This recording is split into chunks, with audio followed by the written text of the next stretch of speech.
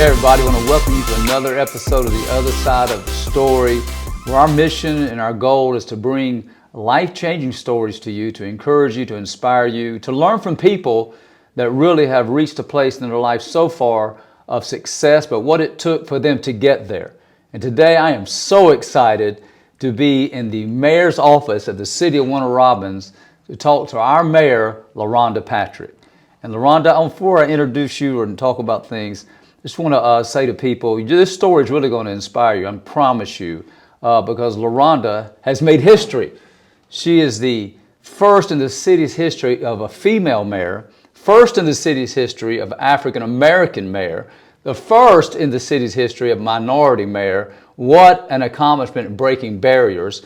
She has an attorney, she's been practicing corporate law, procurement law, and also municipal law. LaRhonda's a graduate of Georgia State. She was raised in a military family, and I know that's something, because I was raised in a military family. It really is a great background for people's lives to really be challenged and encourage their discipline and capacity. And also, LaRhonda is married to a husband named Aaron, and they have one child, a 6-year-old boy, I believe. And so, Mayor, we are so excited that you've invited into your office. We're honored to be here. Thank you for joining us on our podcast. Thank you so much, Bishop Poole. This is an honor to sit here with you to talk today. Yes, yes. So we've been, been going on location, different places, and again, I know being here again excites me because just learning about you and where you've come from, I know it's going to help people because you've reached a level at this point, greater things to come, but being the first in some things in our city. So I know you feel accomplished in that part of your life, but really what got you to certain places in life, the stages, is really going to inspire people, I believe. So I know that you were raised in a military family. I think you said your dad probably ended his last tour here at Robins Air Force Base. So being raised in a military family, what do you feel like was instilled in you that taught you some either values or mentality, or just kind of speak on that? Well, being raised in a military family is all I know. I come from a long line of military service members. Yeah. That was my family's way out of Thomasville, Georgia. Okay. So that is my family. Both of my grandfathers were in Vietnam. Wow. They went to Vietnam War. So long line of service members. Mm-hmm. And my father was really big on making sure my brothers and I understood what service meant. Mm-hmm. Of course, he served our country, and he was my first hero. That's my father. But there's different. There are the things he taught us when it comes to dedicating yourself, right, committing to a purpose. That is instilled in me to this day, and I need to make sure that my son understands that too. Mm-hmm. So my brothers and I are very passionate about something, and we make sure it bleeds through in our work, right, because of what our father taught us. Mm-hmm. Those things, those values that you are taught in a military family is really unlike anything else. I've always said this because, again, my dad was in the Army, and I went to the Air Force. I always said this: I believe every person ought to do in the military at least a year, because I think it teaches so much discipline. It teaches so much things about values, like you said. So you feel like the things you were learning as a child kind of just helped you and spilled over into your adult life. So yes, the values, the service, which is amazing, and now you're the mayor of our city, of serving other people. So when you did that, what made you begin to think about going into college? Just start there. Well, ever since I can remember, the first thing I wanted to do outside of being a maid, I wanted to be a maid at one point because I liked washing dishes. Once my parents went put my hands in the dishwater. But I wanted to be in the military. I wanted to be like my hero, who was my father. Mm-hmm. So I've always wanted to be in the military, and I say that in present tense because it's still true to this day. Yeah. So my whole life purpose as far as a career was to go into the Air Force. Then when I was in 8th grade, I realized I like convincing people to think what I want them to think. Mm-hmm. Yeah. But not for evil, but only for good. Yeah. So then I learned about lawyers and attorneys. I didn't know anyone that was that in my family or that I've crossed in my life. So I realized that in 8th grade at Tabor Middle School, right here in Warner Robins, that I wanted to be an attorney. So then my career path shifted to that. When I got out of high school, of course, I'd be the first person in my family to go to a traditional 4-year college. So that was mandatory from my parents' perspective.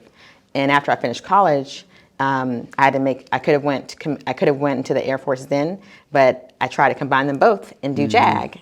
JAG attorney was what I was going to do. I went to law school. My entrance essay was, I'm going to be a JAG attorney. Air Force JAG is what I'm going to do. I talked about my 2 dreams from a little girl in 8th grade, and that's what I wrote about. And 2008, when I had to go before boards while I was in law school to be accepted into Air Force JAG, my dreams were crushed.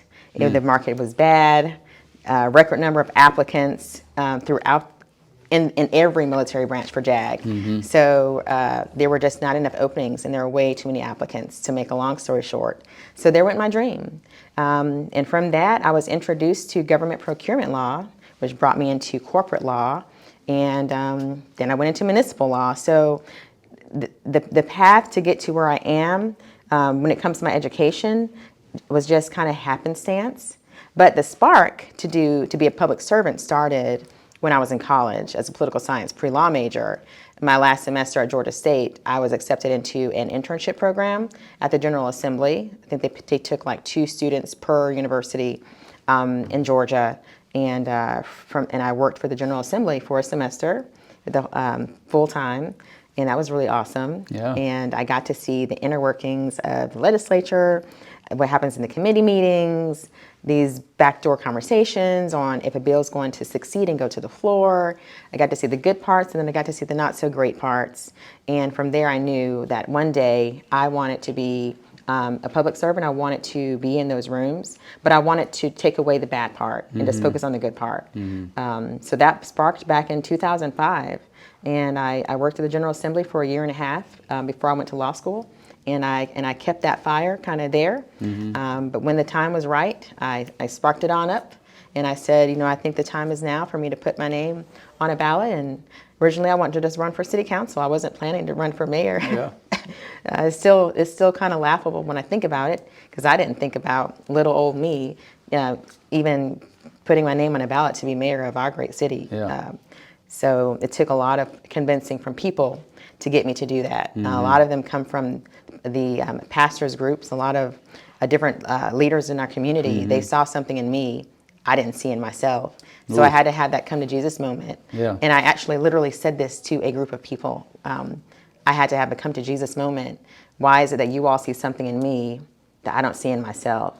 That's so and you good. guys have, they were trying to convince me for months and months. And I eventually had to have that moment.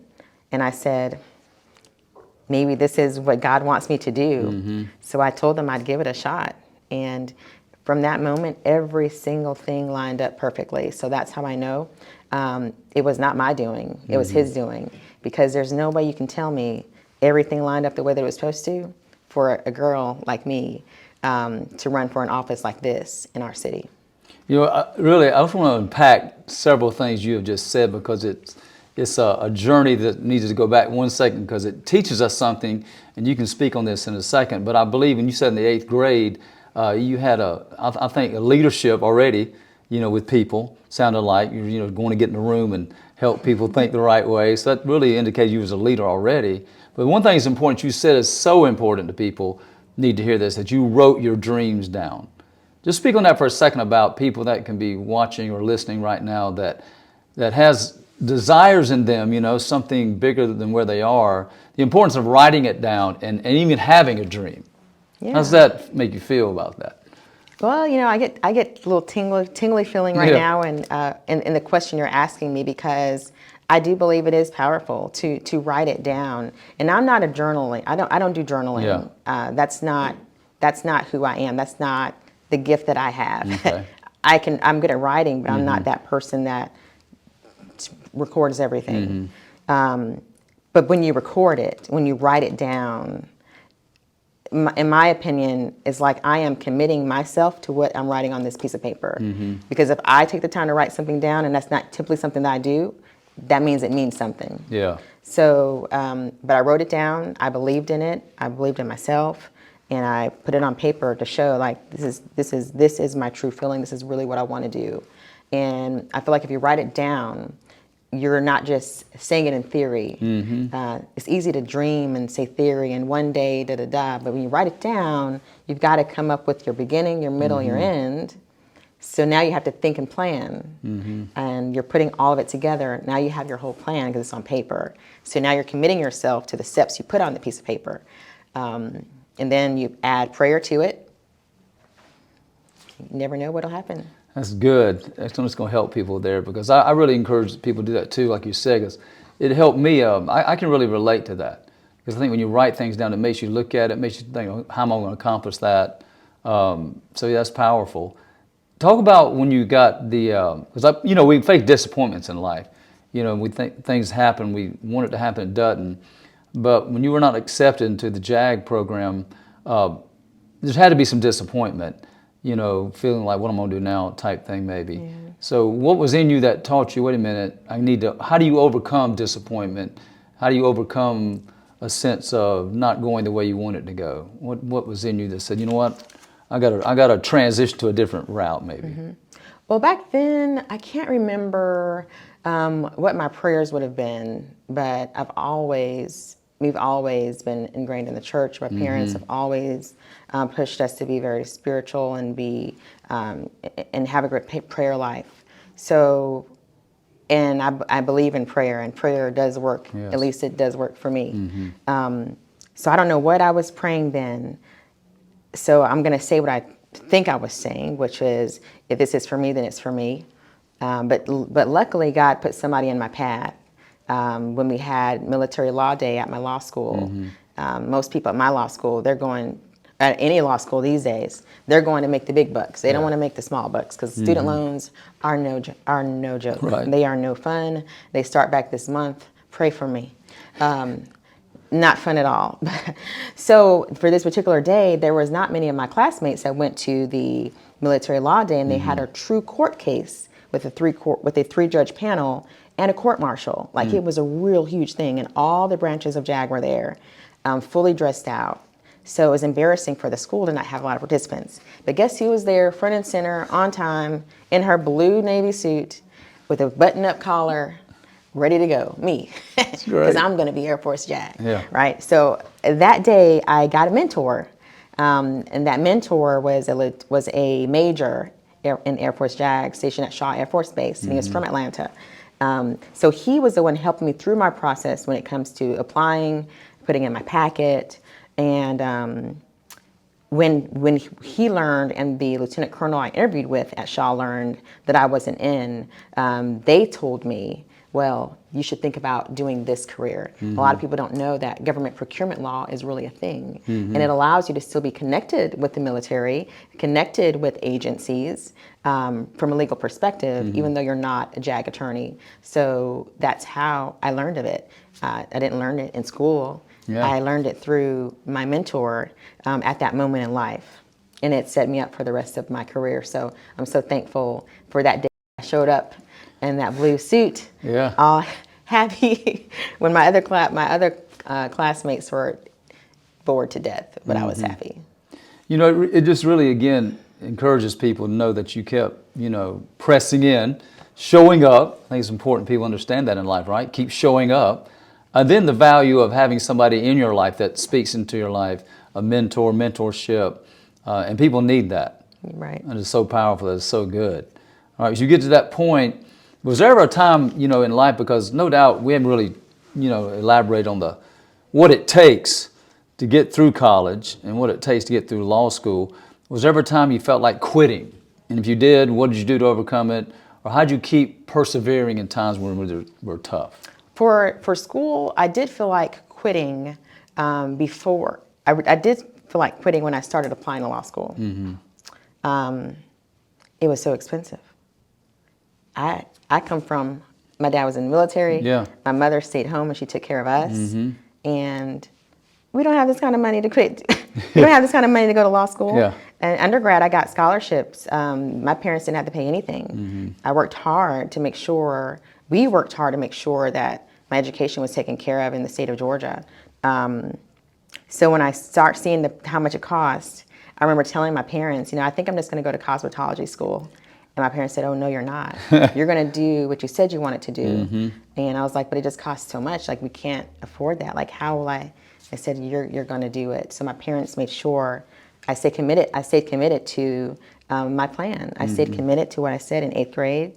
I worked all the way through undergrad to get to that point, and a number on a piece of paper was not going to discourage me. So they encouraged me to keep going, even though that number sounded really frightening. And even now, the number is still not fun to look at or to pay back. Yeah. But I'm so thankful that they did that, because if they didn't, somebody putting positivity into me, then who knows what kind of future I would have had. Mm-hmm.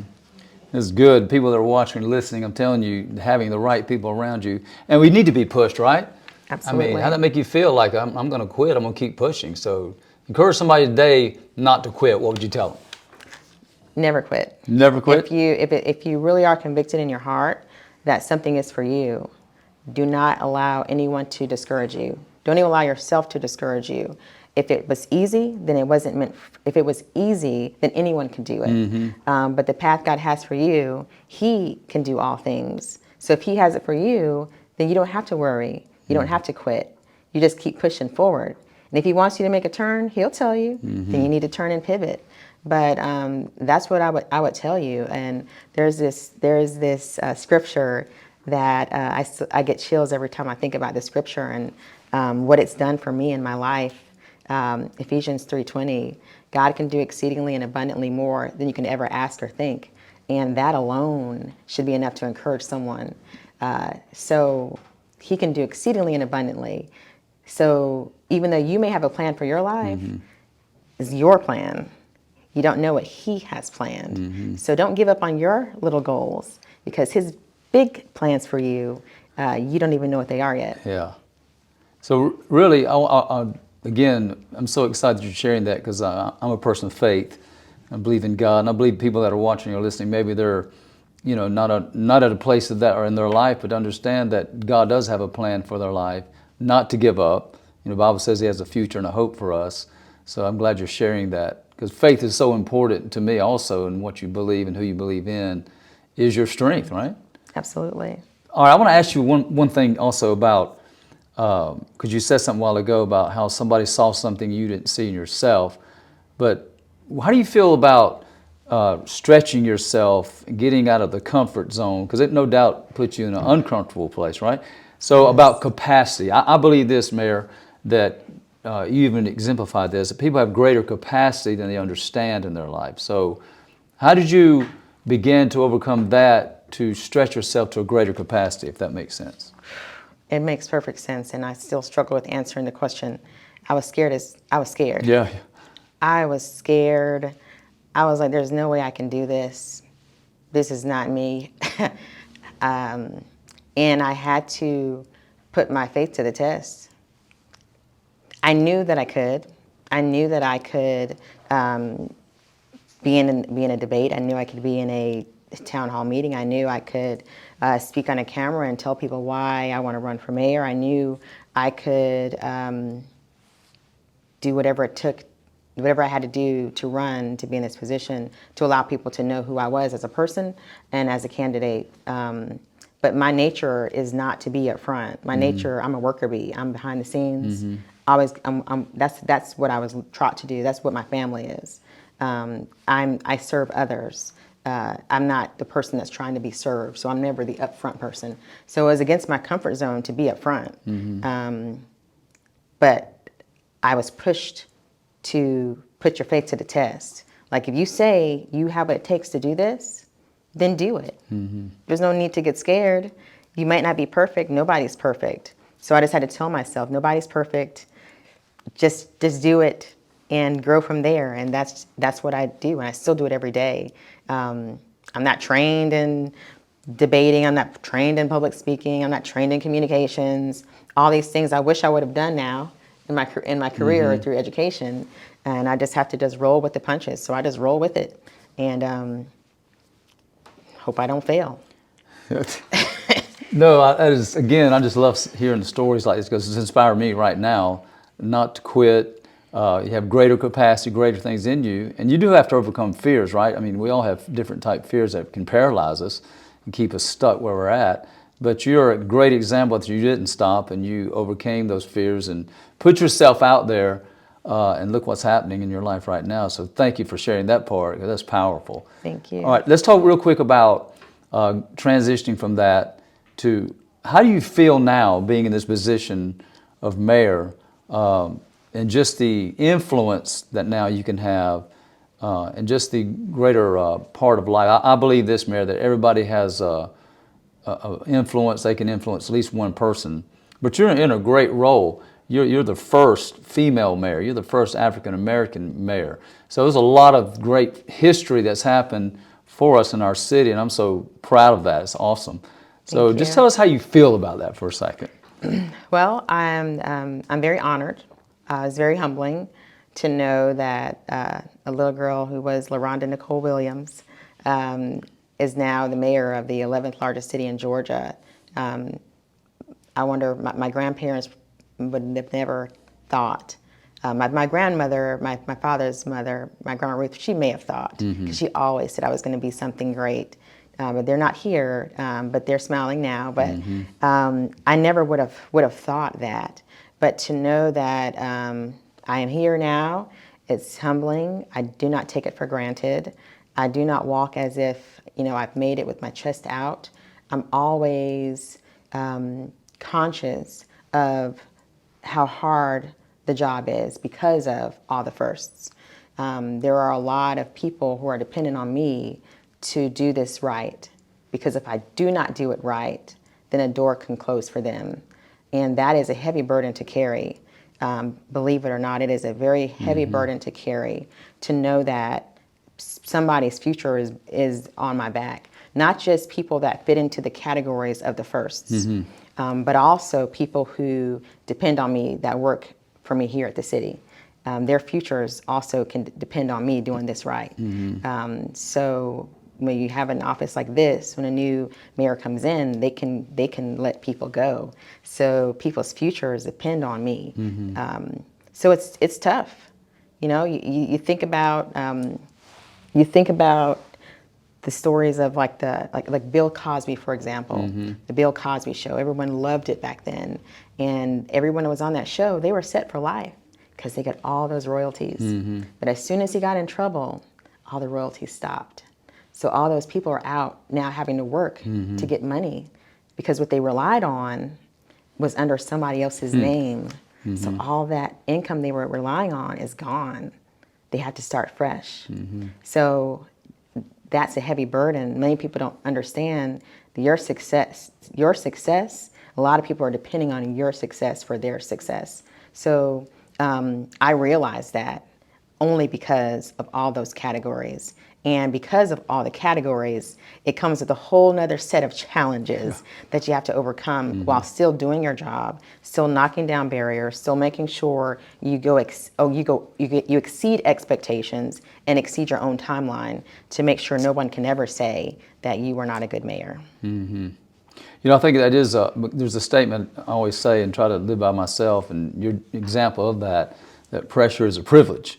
So you have that pressure on your life. It is an amount of pressure, but yet you're a woman of prayer, and you're able to take those pressures to God, and He gives you the strength to keep going.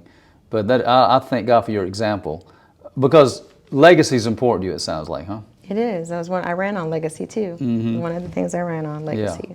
Yeah, I think it's also important to reiterate that people that are watching or listening, that people do look at our life and people watch our lives. I mean, especially the younger generation after us are seeing, again, you step up, again, as a female, as an African-American female. So again, it's a great privilege and it's a great honor for you, but also it's a great example to young ladies that are in elementary school, middle school right now, high school, looking at, hey, this can be done. How does that make you feel? It feels wonderful. And I'll tell you, one of the best moments I had outside of being sworn into office and seeing everybody who came to see something they never thought they'd see was when I went to Robins Air Force Base to see the women leadership. So when I was in office, there was all women leadership at Robins Air Force Base. So there were 4, all females, first time ever. Wow. And then I came in as female mayor, so there was 5 of us. Yeah. So I went to this table and I met with them, and it was so inspiring and it was so powerful, because all of these women were leaders who did not ever think in their career that they'd be having the privilege and the seat that they had, because they were a woman. And traditionally, a woman would not be in that seat, especially not all of them be women.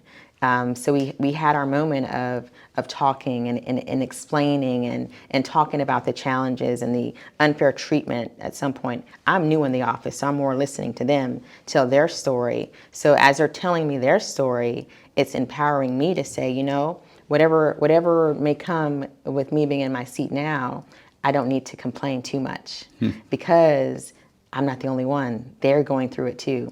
So I'm looking at them, because I'm kind of like a military nerd. Okay, if I'm around a high-ranking military official, I'm automatically going to be nervous, but a exciting nervous, right? So to me, they are like the epitome of, you have made it. Even they face challenges. So when I realized that and I heard their stories, because they're just a person just like me, they're a female just like me, and at the end of the day, challenges are faced by some, and we face the same type of challenges.